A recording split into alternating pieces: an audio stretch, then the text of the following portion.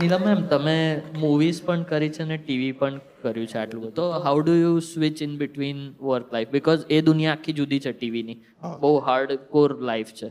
તો તમે કઈ રીતે બેલેન્સ કરો કે વોટ ડુ યુ પ્રિફર બંને? ત્યાં પૈસા સારા મળે, વધારે મળે ત્યાં.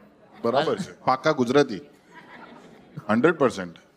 અને બંને સેમ આપતા હોય તો કે અહીંયા બી આમ આટલા મળે છે અને સેમ અમાઉન્ટ અહીંયા બી આપે છે તો પછી વોટ તો પછી I will go with the scripts, બરાબર ને?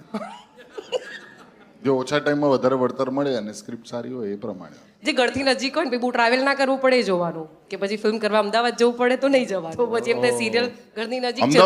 અમદાવાદ નહીં ગમતું તમને? એવું બહુ છે? જ ગમે છે. મારો જીવ જીગર ડેશ ડેશ બધું ત્યાં જ છે. હમણાં કેવી પલટી મારી, હમણાં કીધું કે છેક અમદાવાદ સુધી જવાનું. ફરવા જવાનું ને પછી. હા એ પણ ભાઈ હવે ખબર ખબર એમાં પડી પછી ટ્રાન્સમીડિયા લેતા આવવાનું ઘેર, નેશનલ એવોર્ડ લેતા આવવાનું ઘેર. ના ના એમને જે પલટી મારી એનાથી ખબર પડી ગઈ કે કેમ ટુવાલ ઠેકાણે નહીં મુકાતો. આ ઘર સરખું નથી રાખતા એટલે જ ઘરે જવા માટે એમ થાય કે અહીંયા નજીકમાં શૂટ કરીએ. નહીતર તો હું જ્યારે પાછી આવું ને ત્યારે તો ઘર આખું રાબાથણું પડ્યું હોય.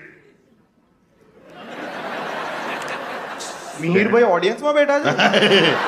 આઈ ડોન્ટ થિંક સો. શું પડ્યું હોય? રાબાથણું ઘર. રાબા થણું.